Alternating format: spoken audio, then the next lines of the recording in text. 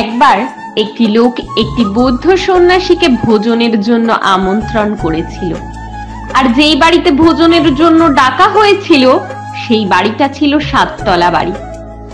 আর 7 তলা ঘরে ওই বাড়ির মালিক ভোজনের আয়োজন করেছিল। আর ওই বাড়িতে আরো অনেক লোক ভোজনের জন্য এসেছিল। আর সবাই ঘরের মধ্যে বসে যখন ওই সন্ন্যাসীর কথা শুনছিল, তখনই হঠাৎ করেই ভূমিকম্প শুরু হয়ে যায়। আর যখন সবাই ভূমিকম্প অনুভব করে, তখন সবাই ছোটাছুটি শুরু করে দেয়। তখন সবাই নিচের দিকে নেমে পালিয়ে আসতে চায়। দরজাতে, সিঁড়িতে তখন অনেক ভিড় ছিল। আর ওই ঘরের মধ্যে প্রায় 100টারও বেশি মানুষ ছিল। সবাই তখন নিজের নিজের জীবন বাঁচানোর জন্য নিচের দিকে পালিয়ে আসতে চাইছিল। আর ওই বাড়ির মালিকও তখন পালিয়ে আসতে চাইছিল। কিন্তু তখন তার হঠাৎ করেই মনে পড়ে যে আজকের বিশেষ অতিথি ওই বৌদ্ধ সন্ন্যাসীকে তো কোথাও দেখা যাচ্ছে না। সন্ন্যাসী ঘরের মধ্যেই আটকে নেই তো। এরপর সন্ন্যাসীকে দেখার জন্য লোকটি ঘরে ফিরে যায় আর দেখে ওই সন্ন্যাসী চোখ বন্ধ করে শান্ত হয়ে বসে ধ্যান করছেন। ওনাকে দেখে মনে হচ্ছে যেন তিনি ধ্যানের ভেতরেই বিভোর হয়ে পড়েছেন। চারিদিকে মানুষজন চিৎকার করছে, ছোটাছুটি করছে, সবাই যে যার নিজের জীবন বাঁচানোর চেষ্টা করছে। কিন্তু বৌদ্ধ সন্ন্যাসী কোন রকম কোনো চিন্তা না করেই ধ্যানের মধ্যে বসে আছে। তো ওই সন্ন্যাসীকে এত শান্ত দেখে বাড়ির মালিক সন্ন্যাসীর কাছে যায় আর সেখানেই বসে পড়ে। কিছুক্ষণ পর ভূমিকম্প থেমে যায় আর এরপর ওই বৌদ্ধ সন্ন্যাসী চোখ খোলে আর দেখে সেখানে কেউ নেই, কেবলমাত্র বাড়ির মালিক তার পাশে বসে আছে। এরপরে ওই বাড়ির মালিক বৌদ্ধ সন্ন্যাসীকে বলে যে, বাবা, যখন ভূমিকম্প হয় তখন সবাই চিৎকার করছিল, জীবন বাঁচানোর জন্য পালিয়ে যাচ্ছিল। এই যে এত বড় ভূমিকম্প হলো, কিন্তু আপনি কেন আপনার জীবন বাঁচানোর জন্য পালিয়ে গেলেন না? তখন সন্ন্যাসী বলে যে, আমিও তো পালিয়ে গেছিলাম, কিন্তু তোমরা সবাই বাইরের দিকে পালিয়ে যাচ্ছিলে আর আমি আমার ভেতরের দিকে পালিয়ে গেছিলাম। যে যেখানে সুরক্ষিত মনে করেছে সে সেখানেই পালিয়ে গেছে।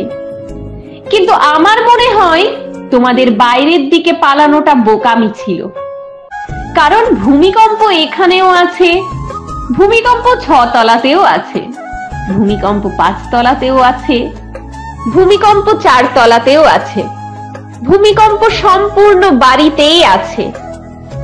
যারা ফাঁকাতে রয়েছে তারা সুরক্ষিত জায়গাতে যাওয়ার জন্য পালাচ্ছে। সবাই পালিয়ে যাচ্ছে, যার যেখানে ইচ্ছে হয়েছে সে সেখানেই পালাচ্ছে। তাই আমিও পালিয়ে গেছিলাম, কিন্তু আমি আমার ভেতরের দিকে পালিয়ে গেছিলাম, কারণ আমার নিজের ভেতরের দিকে পালানোটাই আমার সুরক্ষিত বলে মনে হয়েছে। আমার মনের ভেতরে আমি এমন একটা জায়গাকে জানি যেখানে কোনো ভূমিকম্প পৌঁছতে পারবে না। ভূমিকম্প তো অনেক দূরের কথা, যেখানে কোনো ভয়, কোনো দুঃখ, কষ্ট কিছুই পৌঁছতে পারবে না। কারণ মনের ওই স্থানে পৌঁছানোর পরে ভয়, দুঃখ, কষ্ট বলে আর কিছুই থাকে না। আমি তোমাকে মিথ্যা বলবো না যে আমি পালিয়ে যাইনি, আমিও পালিয়ে গেছিলাম, কিন্তু সেটা তুমি দেখতে পাওনি, কারণ আমি পায়ে হেঁটে পালাইনি। আর আমি তোমাকে এটাও বলবো না যে আমি ভয় পাইনি, আমিও ভয় পেয়েছিলাম। আমি অনেক ভয় পেয়েছি, কারণ আমি ভেবেছিলাম যে আমি আমার মনের গভীরে পৌঁছানোর আগেই যেন মারা না যায়। আমি আমার ভেতরে পৌঁছানোর আগেই এই বিল্ডিংটা যেন আমার উপরে ভেঙে না পড়ে। কিন্তু যখন আমি আমার মনের মধ্যে পৌঁছে যাই, তখন আমার আর কোনো চিন্তা ছিল না, তখন আমার আর মৃত্যুর কোনো ভয় ছিল না, কারণ তখন কেবলমাত্র আমার শরীর মারা যেত, আর আমার মন তো ধ্যানের মধ্যেই ছিল। আমি সারা জীবন ধ্যানের মধ্যেই থেকেছি, আর এই কারণেই আমি ধ্যানের মধ্যেই মরতে চাই। আর যখন আমি একবার ওই অবস্থাতে পৌঁছে গেছি, আমি তখন নিশ্চিত হয়ে গেছি, কারণ আমি আমার লক্ষ্যটা পেয়ে গেছি। মৃত্যুর কি আছে? মৃত্যু তো একদিন না একদিন সবার জীবনেই আসবে, কিন্তু কিছু কিছু মানুষের কাছে এই মৃত্যুটা একটি অভিশাপের মতো। এরা মৃত্যুকে ভুল বোঝে, আর এরা মৃত্যুর থেকে মুক্তি পেতে চায়। কিন্তু এটা আপনার জন্মের আগেই, যখন আপনি আপনার মাতৃগর্ভে ছিলেন, তখন থেকে আপনি আপনার মৃত্যুর দিকে এগানো শুরু করে দিয়েছেন। প্রত্যেকটা দিন পার হওয়ার সঙ্গে সঙ্গে আপনি আরো মৃত্যুর কাছে এগিয়ে যাচ্ছেন। যদি ভালোভাবে ভেবে দেখেন, তাহলে প্রত্যেকটা নিঃশ্বাসকে ভেতরে নেওয়াটাই হলো আপনার জীবন, আর প্রত্যেকটা নিঃশ্বাসকে বাইরে ছাড়াটাই হলো মৃত্যু।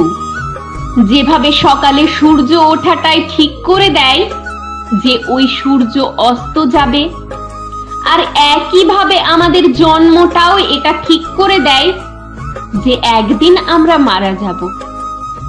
তো তারপর ওই সন্ন্যাসী বলে, যদি তুমিও আমার মতো মৃত্যুর আগেই নিজের মনের ভেতর পৌঁছাতে চাও, তাহলে এখন থেকেই তোমাকে নিজের মনের ভেতর যাওয়া শিখতে হবে।